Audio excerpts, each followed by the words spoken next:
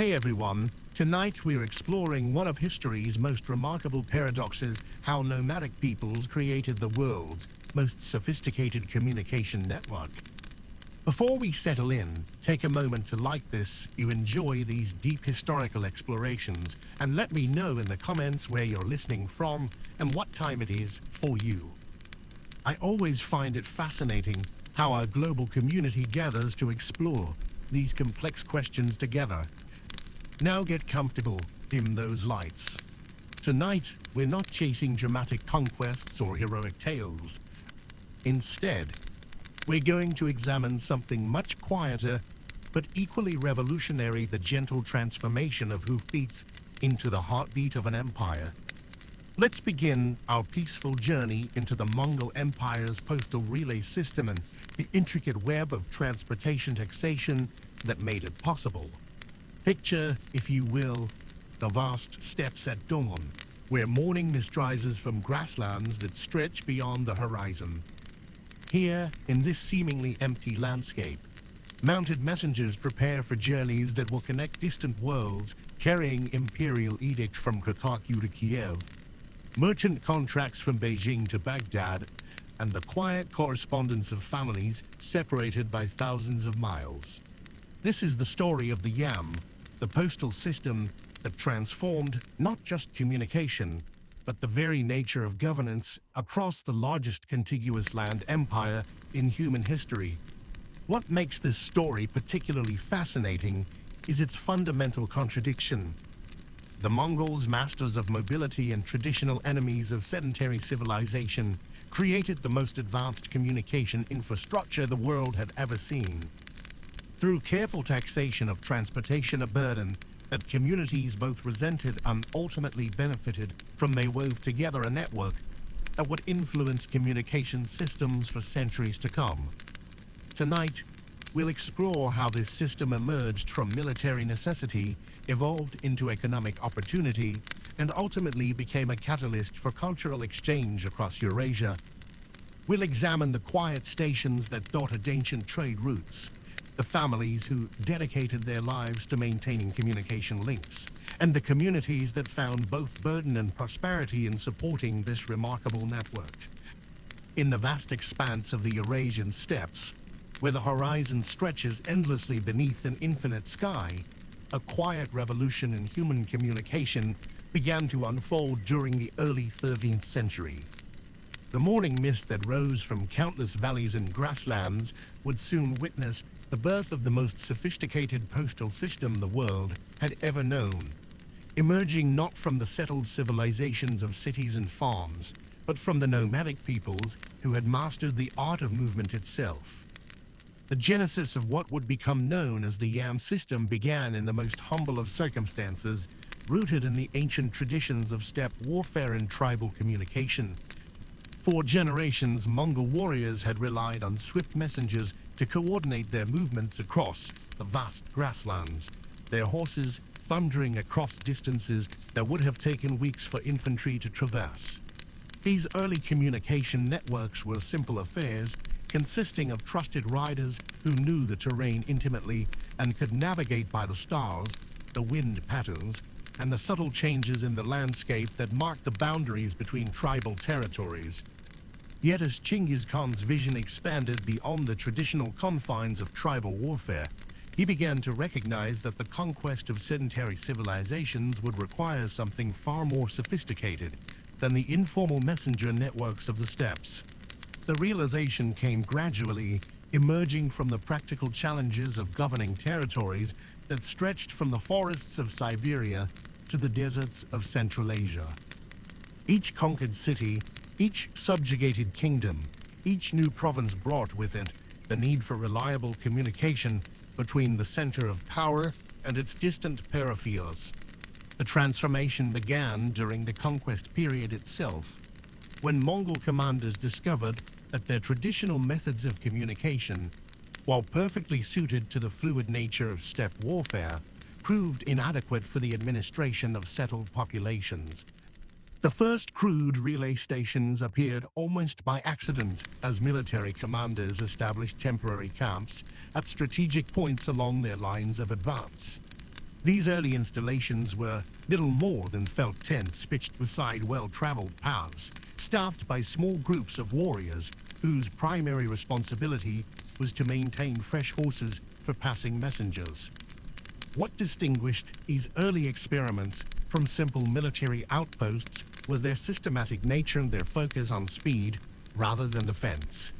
Unlike the fortified positions that characterized traditional warfare, these communication nodes were designed for efficiency and accessibility. The horses were selected not for their prowess in battle, but for their endurance and speed across specific types of terrain. The personnel were chosen not for their skill with weapons, but for their knowledge of local conditions and their ability to maintain the complex logistics of horse breeding and care. The codification of these informal practices into a systematic imperial institution occurred under Ogei Khan, Chinggis Khan's successor, who recognized that the maintenance of the rapidly expanding empire required nothing less than a revolution in administrative communication. Between 1229 and 1241, during the height of Mongol expansion, the scattered collection of relay stations began to coalesce into a unified network governed by standardized regulations and supported by systematic taxation. The transformation was remarkable in its scope and ambition. What had begun as a military expedient gradually evolved into a comprehensive communication infrastructure that would eventually span from Eastern Europe to the Pacific Ocean. The early stations, constructed with local materials and techniques, began to take on a more permanent character. Stone foundations replaced temporary tent platforms, and wooden structures designed for year-round occupation began to appear at key points along the major routes.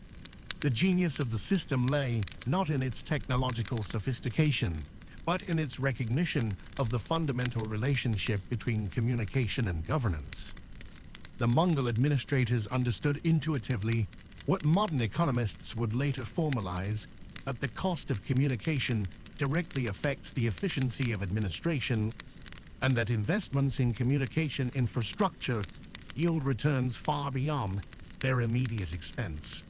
This understanding transformed the simple military necessity of maintaining contact with distant armies into a comprehensive system for governing the largest contiguous land empire in human history.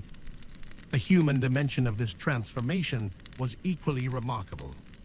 The establishment of permanent relay stations created new forms of social organization and economic opportunity. Families began to specialize in the care and breeding of postal horses, developing expertise that would be passed down through generations. Station masters emerged as important figures in their local communities, responsible not only for the efficient operation of their facilities, but also for the delicate task of balancing imperial demands with local resources and capabilities. The early years of the YAM system were characterized by a spirit of experimentation and adaptation that reflected the pragmatic nature of Mongol administration. Rather than imposing a rigid, uniform structure across the diverse territories of the empire, the system evolved organically, incorporating local knowledge and adapting to regional conditions while maintaining the essential features that made rapid communication possible.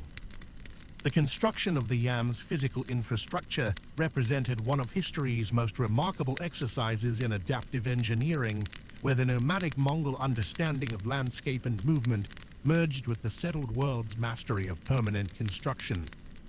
Across the vast expanse of the empire, from the windswept steppes of Mongolia to the terraced hills of China, from the desert of Asia to the forested valleys of Russia, a network of stations began to emerge that would fundamentally transform how humans thought about distance and time. The earliest postal stations were humble affairs, scarcely distinguishable from the temporary camps that had served Mongol armies during their conquests. These initial installations consisted of little more than felt yurts arranged around crude corrals, their locations chosen with the nomadic eye for water sources, grazing land, and natural shelter. Yet even in their simplicity, these stations embodied a revolutionary concept: the idea that communication could be systematized, that the movement of information could be as carefully planned and executed as the movement of armies. As the empire stabilized and the postal system proved its worth, these temporary arrangements gave way to more permanent structures. The transformation was gradual and organic, reflecting the Mongol genius for adapting to local conditions while maintaining essential functions. In the grasslands of the steppe, stations took the form of low, sturdy buildings constructed from local stone and timber, their walls thick enough to withstand the harsh winds that swept across the open country. The roofs were designed to shed snow and rain efficiently, while interior spaces were organized around central hearths that provided warmth for both human occupants and the precious horses that made the system possible. The stables represented the heart of each station, for without healthy, well-rested horses, the entire network would collapse. These structures were built with meticulous attention to the needs of the animals, with wide doors that allowed easy access, drainage systems that kept the floors dry, and ventilation that prevented the buildup of harmful vapors. The Mongols understood that horses were not merely tools, but partners in the great enterprise of communication, and the care lavished on stable construction reflected this understanding. In regions where local building traditions differed markedly from steppe practices, Mongol administrators displayed remarkable flexibility in adapting their requirements to available materials and techniques. In the forested regions of Russia, stations were constructed primarily of timber. Their walls chinked with clay and moss in the local manner. The designs incorporated traditional Russian heating systems with large masonry stoves that could warm the entire structure during the brutal winter months. Yet these adaptations never compromised the essential functions of the station: the rapid exchange of horses, the provision of food and shelter for messengers, and the maintenance of communication schedules. The integration of postal stations with existing transportation networks required careful planning and considerable diplomatic skill. In many regions, the Mongols found well-established trade routes that had served merchants for centuries, complete with their own systems of caravanserais and way stations. Rather than replacing these networks entirely, Mongol administrators worked to incorporate existing infrastructure into the postal system, negotiating with local authorities to ensure that imperial messengers received priority access to facilities and services. This integration process often revealed the sophisticated understanding of logistics that characterized Mongol administration. Station locations were chosen not merely for their convenience to existing routes, but for their position within the broader network of communication. Each station was positioned at precisely the distance that a horse could travel at maximum speed while still retaining enough strength for the return journey if necessary. This calculation required intimate knowledge of local terrain, climate conditions, and the capabilities of different breeds of horses. The seasonal adaptations of postal infrastructure demonstrated the system's remarkable resilience and flexibility. In regions where winter conditions made travel dangerous or impossible, stations were equipped with additional facilities for extended stays. Storage areas were expanded to accommodate larger quantities of food and fodder, while living quarters were designed to house not just the regular station staff, but also messengers who might be delayed by weather. In desert regions, stations were positioned to take advantage of seasonal water sources, with elaborate systems for collecting and storing rainwater during brief periods of precipitation. The construction of these stations created opportunities for local craftsmen and engineers to contribute their skills to the imperial project. Stonemasons, carpenters, and metalworkers found steady employment in building and maintaining postal facilities, while their work contributed to the standardization of construction techniques across the empire. The exchange of building knowledge that occurred as craftsmen from different regions worked together on postal projects represented an often overlooked aspect of cultural transmission within the Mongol Empire. The maintenance of postal infrastructure required constant attention and considerable resources. Each station employed a permanent staff responsible for the care of horses, the maintenance of buildings, and the provision of services to traveling messengers. These positions often became hereditary, creating families whose lives were intimately connected to the rhythms of imperial communication. The station master, typically a man of considerable local standing, served as the crucial link between imperial requirements and local resources, balancing the demands of efficiency with the realities of available materials and labor. The roads that connected these stations represented another remarkable achievement of Mongol engineering. While the empire inherited many existing routes, the requirements of rapid postal communication demanded improvements in road quality and maintenance. In mountainous regions, paths were widened and graded to allow for faster travel, while bridges were constructed or reinforced to ensure year-round passage. The Mongols developed standardized techniques for road construction that could be applied across different terrains and climates, creating a network of routes that facilitated not just postal communication, but also trade and military movement. The transformation of speed into a measurable commodity within the Mongol Empire represented one of history's most profound shifts in economic thinking, emerging not from the counting houses of merchants, of scholars, but from the practical necessities of governing the world's largest contiguous land empire.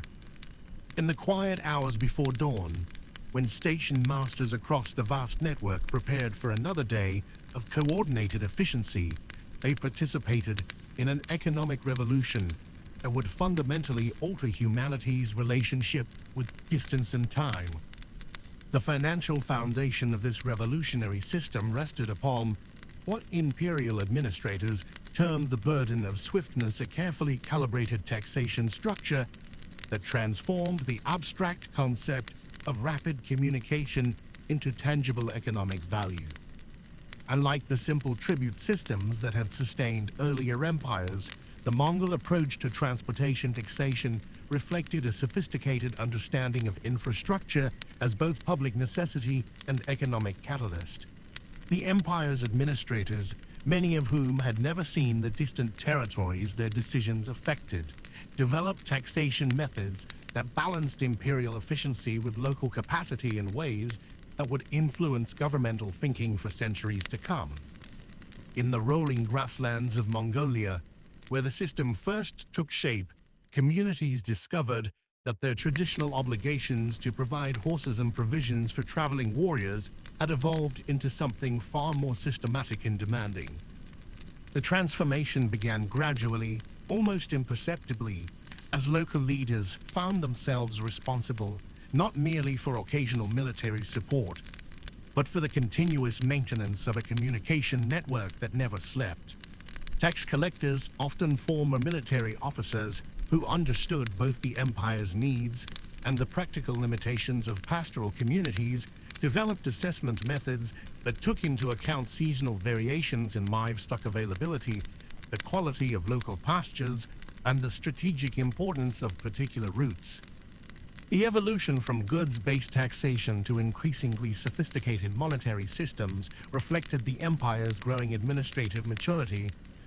In the early decades, communities along postal routes fulfilled their obligations through direct provision, supplying horses, fodder, food, and shelter according to standardized schedules that coordinated with the rhythms of imperial communication.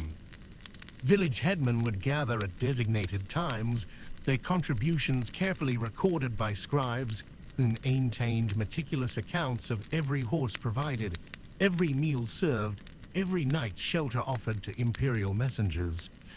These records, preserved in archives from Kharkiv to Kiev, reveal a system of breathtaking complexity that operated with clockwork precision across thousands of miles. As the empire matured and trade networks expanded, the rigid requirements of direct provision gave way to more flexible monetary arrangements that allowed communities to specialize according to their particular advantages.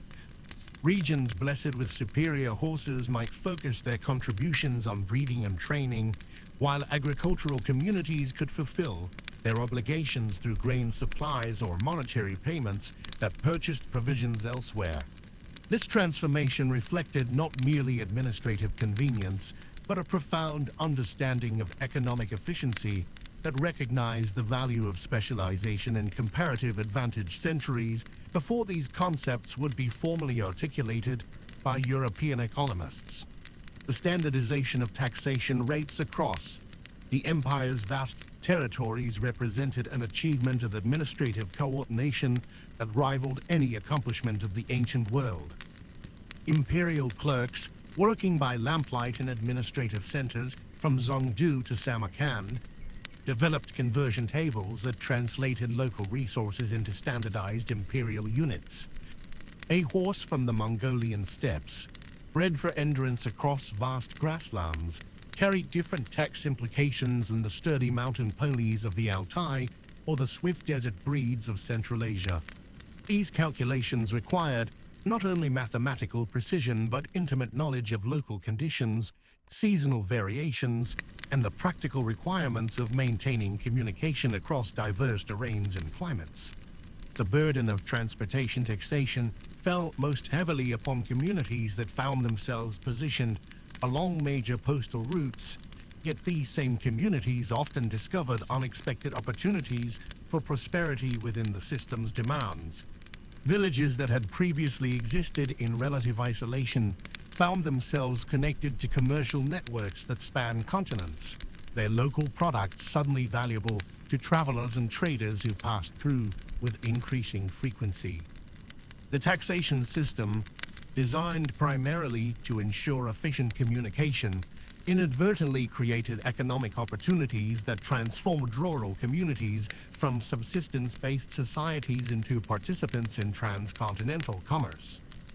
Regional variations in taxation methods reflected the empire's remarkable ability to adapt universal principles to local conditions while maintaining systematic efficiency. In the sedentary agricultural regions of China, where monetary systems were well established and administrative traditions ran deep, postal taxation integrated smoothly with existing revenue collection methods. Communities paid their obligations in silver odds according to established schedules, their contributions flowing into the imperial system with the regularity of seasonal harvests.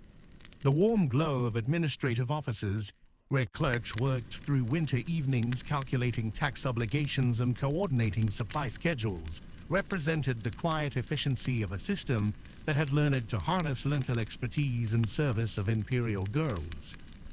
In the pastoral regions of Central Asia, where nomadic traditions remained strong and monetary systems were less developed, taxation took forms that reflected the rhythms of seasonal migration and livestock management.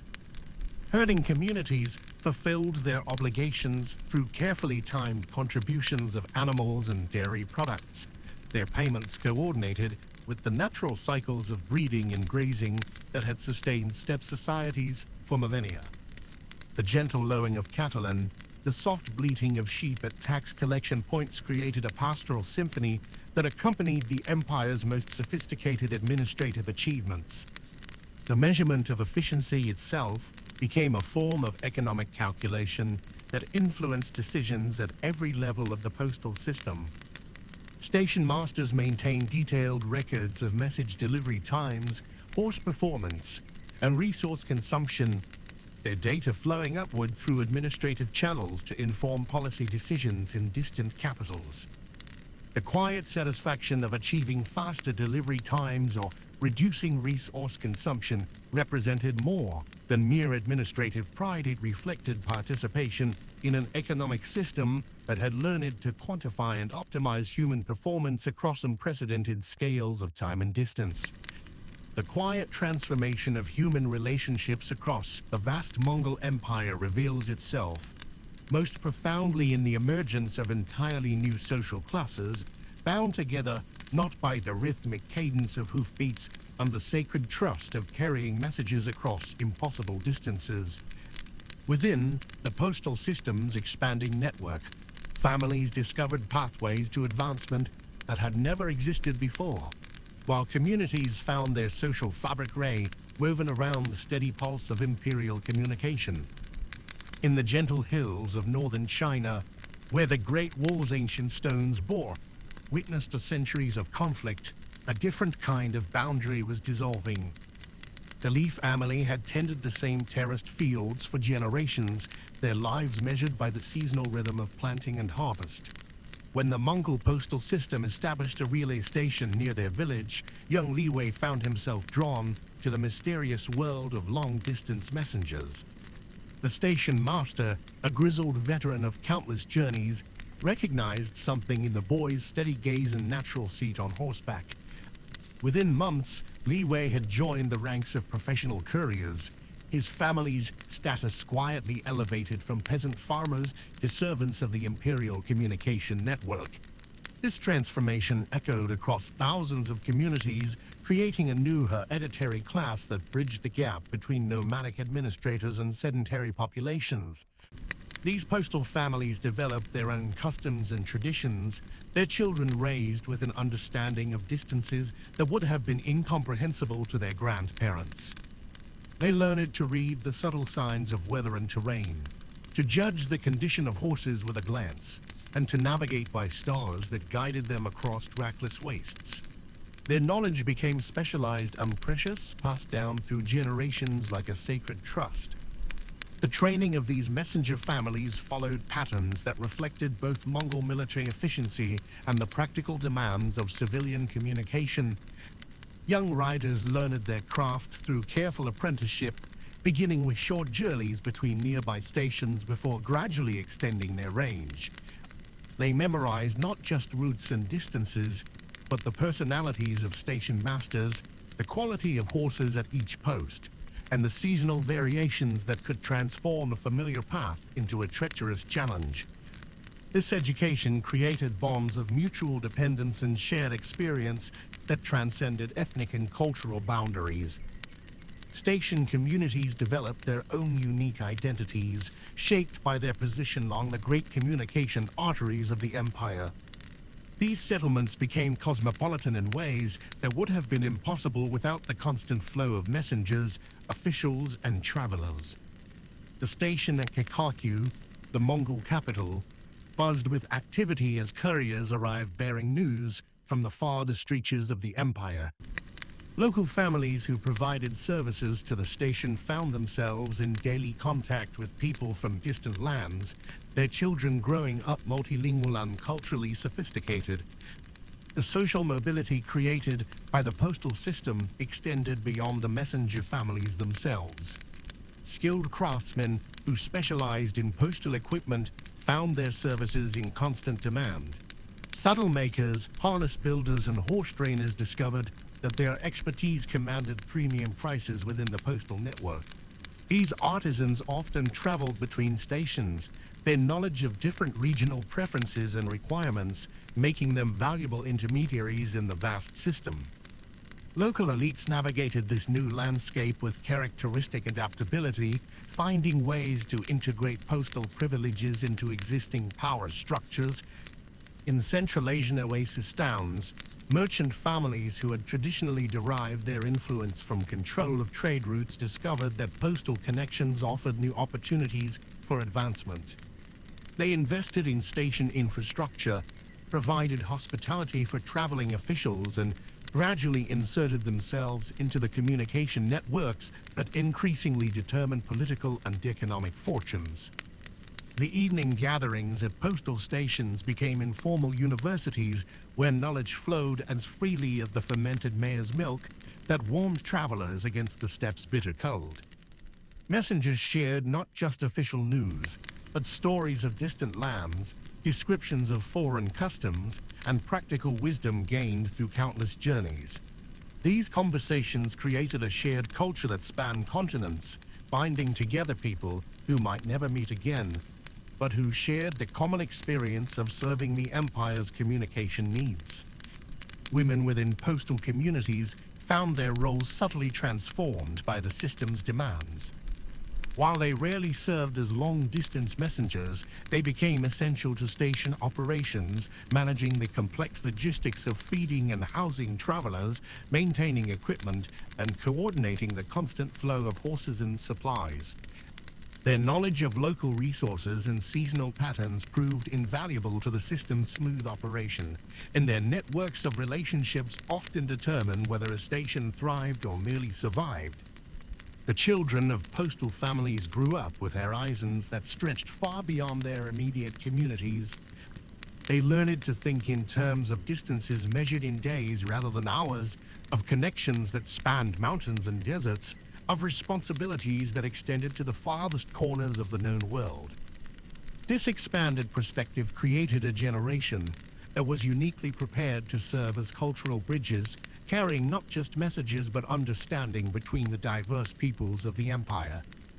Through these quiet transformations, the postal system became more than a communication network. It evolved into a social institution that created new forms of human connection and mutual dependence.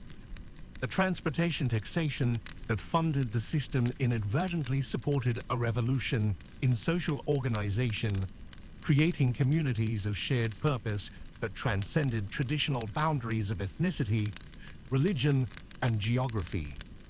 In the gentle persistence of daily routine, in the careful training of young riders, and in the patient maintenance of relationships across vast distances, a Mongol postal system wove together the human fabric of the largest contiguous empire in history. The profound duality of the Mongol postal system revealed itself most clearly in the daily lives of communities scattered across the empire's vast territories. What began as an imperial burden gradually transformed into an unexpected foundation for local prosperity, creating a complex web of relationships that would reshape the economic landscape of Eurasia for centuries to come. In the fertile valleys of northern China, farming communities initially viewed the postal taxation with understandable apprehension. The demands seemed straightforward, yet burdensome: provide grain for the horses, fodder for the stations, and periodic labor for maintenance. Yet as the seasons turned and the system established its rhythm, these same communities discovered opportunities they had never imagined. The constant flow of travelers created an unprecedented market for their surplus crops, while the regular schedule of postal activities provided a reliable framework around which they could organize their agricultural cycles. The transformation was neither immediate nor uniform. In the village of Dingzhou, records from the Yuan period reveal the gradual evolution of a community's relationship with the postal system. Initially, the village elders petitioned for reduced quotas, arguing that the demands exceeded their capacity. Within a decade, however, the same village had expanded its cultivated area specifically to meet postal needs, and local farmers had developed specialized techniques for producing the high-quality fodder required by the imperial horses. The postal station had become not merely a burden to be endured, but an integral part of the village's economic identity. Similar patterns emerged across the empire's diverse landscapes. In the mountain passes of Central Asia, communities that had traditionally survived through subsistence herding found themselves at the center of a thriving economy built around the postal system. The stations required not only food and fodder, but also specialized equipment: leather goods for the harsh mountain climate, woolen textiles for warmth, and metalwork for horse equipment and station maintenance. Local craftsmen, who had previously worked primarily for their immediate communities, suddenly found themselves serving an empire-wide market. The economic spillover effects rippled through entire regions in ways that contemporary observers could scarcely have anticipated. Along the great postal route that connected Kharkiv to Kiev, small settlements that had barely warranted mention in earlier chronicles began to appear in official records as centers of specialized production. A village in the Altai Mountains became renowned for its horse blankets, woven according to specifications that balanced warmth with the mobility requirements of postal messengers. Another community in the Kazakh steppes developed a reputation for breeding horses with the specific endurance characteristics needed for the challenging terrain of their region. The burden of transportation taxation, however, remained very real, particularly for communities that struggled to adapt to the system's demands. In some regions, the requirements for maintaining postal stations exceeded local capacity, leading to the development of cooperative arrangements between neighboring settlements. Villages would pool their resources, sharing both the burden and the benefits of supporting the postal infrastructure. These arrangements often evolved into permanent economic partnerships that outlasted the Mongol Empire itself. The most profound transformation occurred in the realm of market relationships. Communities along postal routes found themselves connected to economic networks that spanned continents. A blacksmith in a small town along the route between Samarkand and Baghdad might find his horseshoes worn by animals that had traveled from the forests of Russia to the deserts of Persia. The standardization required by the postal system created quality benchmarks that elevated local craftsmanship to imperial standards, while the regular flow of travelers provided both customers and sources of technical knowledge. Local merchants quickly recognized the opportunities presented by the postal system's predictable schedules. They began timing their own trading activities to coincide with postal operations, creating informal but highly efficient commercial networks. A merchant in Bukhara could send goods to a colleague in Tabriz with confidence that the postal system would provide both transportation and security. The taxation that funded this system, while sometimes burdensome, created a level of commercial infrastructure that private enterprise alone could never have achieved. The transformation of local economies through postal taxation also created new forms of social organization. Communities developed specialized roles and hierarchies based on their relationship to the postal system. Families who provided horses for the stations often gained elevated status, while those who supplied food and lodging for travelers found themselves at the center of information networks that connected them to the wider world.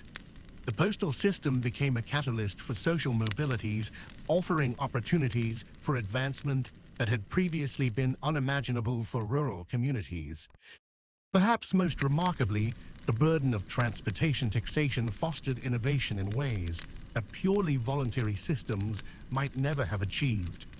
Communities faced with seemingly impossible demands often discovered creative solutions that benefited not only the postal system, but their own long-term prosperity. The development of new agricultural techniques, the refinement of craft production, and the creation of more efficient organizational structures all emerged from the necessity of meeting postal requirements while maintaining community well-being. The legacy of this transformation extended far beyond the lifetime of the Mongol Empire itself. Communities that had been reshaped by their relationship with the postal system retained many of the economic and social innovations long after the imperial structure had dissolved. The networks of cooperation, the standards of quality, and the connections to distant markets all became permanent features of the post-Mongol landscape, testament to the enduring power of well-designed infrastructure to transform human societies in profound and lasting ways. The gentle rhythm of hoofbeats along ancient postal routes carried more than official dispatches and imperial commands. They transported the very essence of human knowledge across the vast expanse of the Mongol Empire. Within the leather pouches of messengers and the conversation halls of way stations, ideas flowed like water, finding its natural course, transforming communities and civilizations in ways that would echo through centuries. The transportation taxation that funded this remarkable system inadvertently became one of history's most syncultural exchange, creating networks of understanding that transcended the boundaries of language, religion, and tradition. In the quiet moments between the arrival and departure of postal riders, station masters and their communities found themselves at the crossroads of civilizations. A messenger arriving from the courts of Kakakyu might carry not only official correspondence, but also fragments of Chinese poetry copied during a rest stop in Beijing. Another rider, having traveled the southern routes through Persia, would share knowledge of astronomical observations made in the libraries of Baghdad. These informal exchanges, occurring in the warm glow of station fires and overshared meals, created an invisible university that stretched across continents. The scribes who served these postal stations developed into remarkable cultural mediators, their skills extending far beyond the mere copying of documents. They became living libraries capable of translating not just languages but entire worldviews. In the scriptorium of a major postal hub near Samarkand, one might find a scholar fluent in Mongolian, Persian, Arabic, and Chinese, carefully preserving texts that would otherwise have been lost to the isolation of distance. These men and women, supported by the steady flow of transportation access, created repositories of knowledge that served travelers, merchants, and administrators alike. The systematic nature of the postal network that innovations discovered in one corner of the empire could rapidly spread to others. A new agricultural technique developed in the rice fields of southern China would find its way, through careful documentation and messenger networks, to the experimental farms of Eastern Europe. Medical knowledge from the Islamic world traveled northward along the postal routes, while shamanic healing practices from the steppes moved southward into sedentary communities. This cross-pollination of ideas, funded by the very communities that benefited from it, created a renaissance of practical knowledge that improved lives across the empire. Religious and philosophical ideas found particularly fertile ground in the postal system's cultural network. Buddhist monks traveling from Tibet to Mongolia would stop at postal stations where they encountered Nestorian Christians journeying from Central Asia to China. Islamic scholars moving between the madrasas of Bukhara and the libraries of Tabriz would share their insights with Confucian administrators bound for the imperial capital. These encounters, facilitated by the security and predictability of the postal system, led to unprecedented dialogue between different spiritual traditions and philosophical schools. The communities that grew around major postal stations developed unique cosmopolitan identities, their cultural richness directly proportional to their position within the communication network. Children in these settlements grew up hearing stories from distant lands, learning fragments of foreign languages, and developing an intuitive understanding of cultural diversity that would have been impossible in more isolated communities. The transportation axes that initially seemed burdensome gradually revealed themselves as investments in a form of education that no formal institution could have provided. Local artisans and craftsmen found their skills enhanced and their markets expanded through contact with the postal network. A metalworker in a small station town might learn new techniques from a passing messenger who had observed different methods during his travels. These skills would then be incorporated into local production, creating hybrid techniques that combined the best of multiple traditions. The economic benefits of this knowledge transfer often exceeded the direct costs of supporting the postal system, as communities found themselves producing goods that commanded premium prices in distant markets. The postal system's cultural impact extended beyond mere information exchange to encompass the development of new social institutions and practices.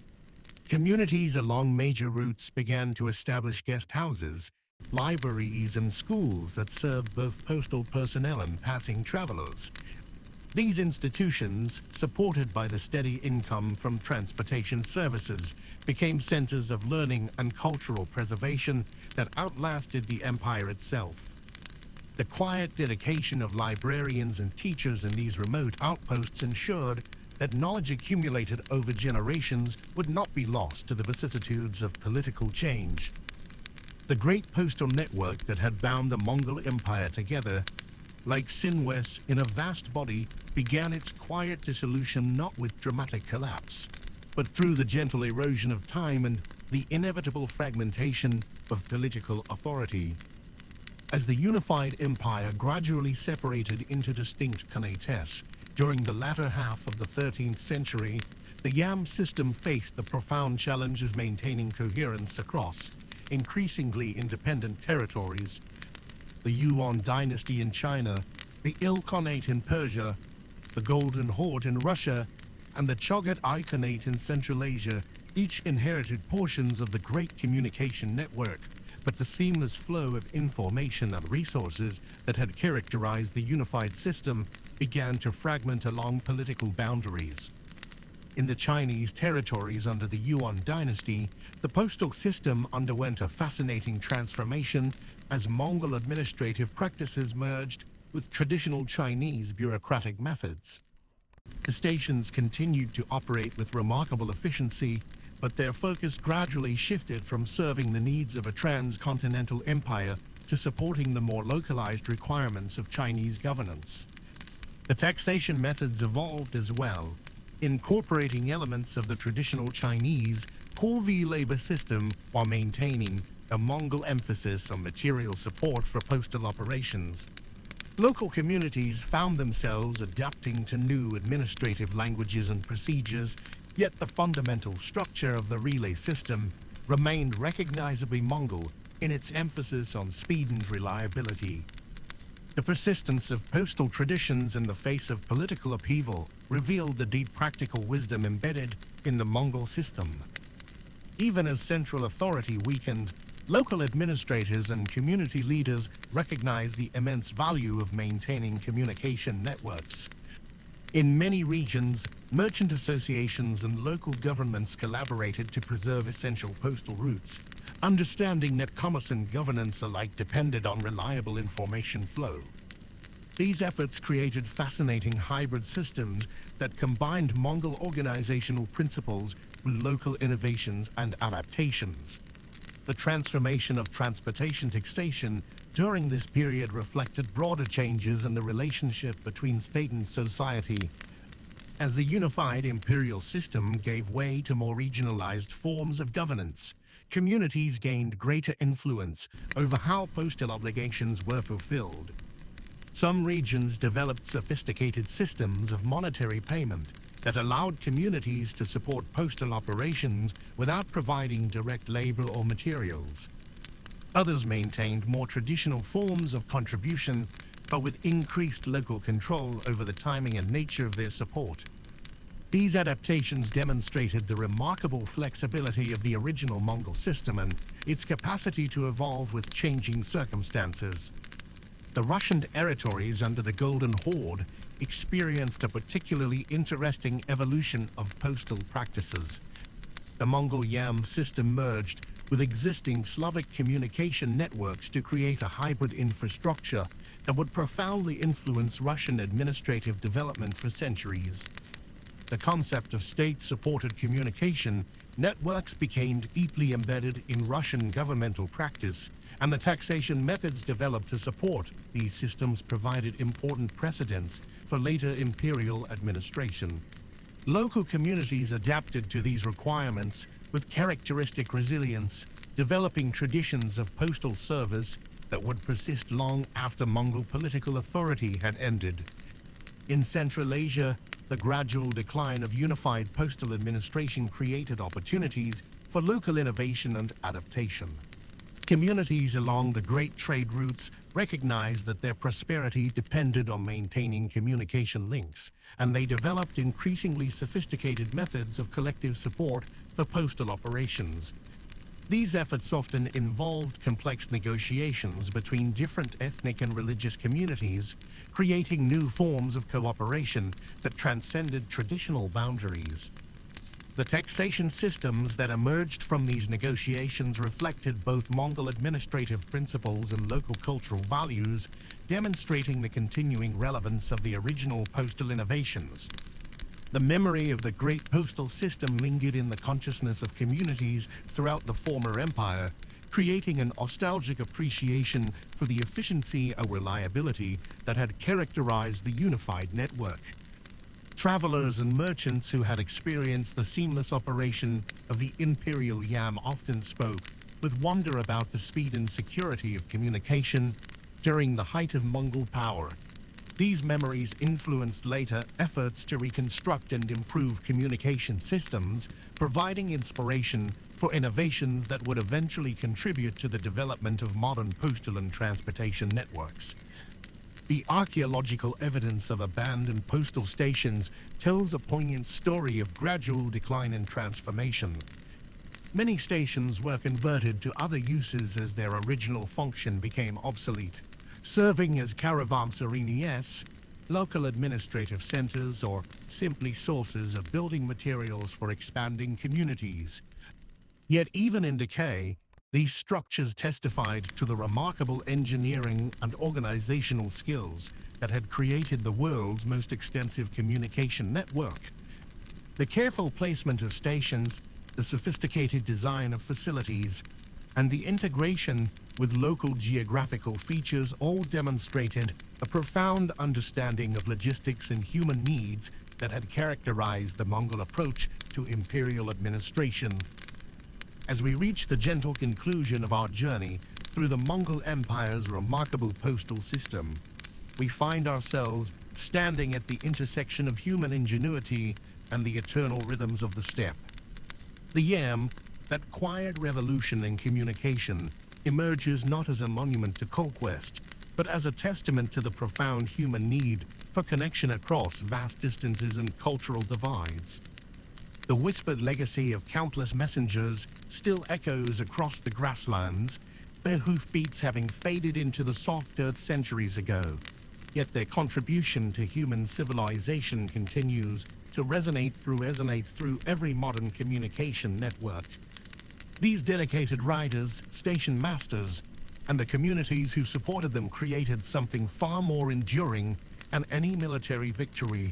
They wove together a fabric of Eurasian civilization through the simple act of carrying messages from one place to another. The transportation taxation that funded this remarkable system reveals itself as more than mere imperial burden. It was an investment in the future of human connection. Communities across the empire, from the windswept steppes to the bustling cities of China and Persia, discovered that their contributions to the postal network returned to them, multiplied in the form of expanded trade, cultural exchange, and the gentle security that comes from being part of something larger than oneself. As we contemplate the gradual dissolution of this great system, we find not tragedy but transformation. The postal stations may have crumbled back into the earth, their stones scattered by time and weather, but the knowledge they represent in the understanding that communication is the foundation of civilization passed quietly into the hands of successive states and future generations. The Ming Dynasty's postal system, the Russian Empire's communication networks, even our modern internet, all carry within them the genetic memory of those first Mongol innovations. The soft wisdom of the steppe teaches us that the most profound changes often come not through dramatic upheaval, but through the patient accumulation of small, daily acts of connection. Each message carried, each horse exchanged, each tax payment made in support of the greater system contributed to a transformation of human possibility that we continue to inherit today. Let your mind drift now to those ancient way stations where travelers from distant lands would gather around warming fires, sharing stories and wisdom across the barriers of language and culture. Feel the gentle rhythm of horses breathing in the stables, the soft crackle of logs settling in the hearth, the quiet satisfaction of communities fulfilling their role in this vast network of human connection.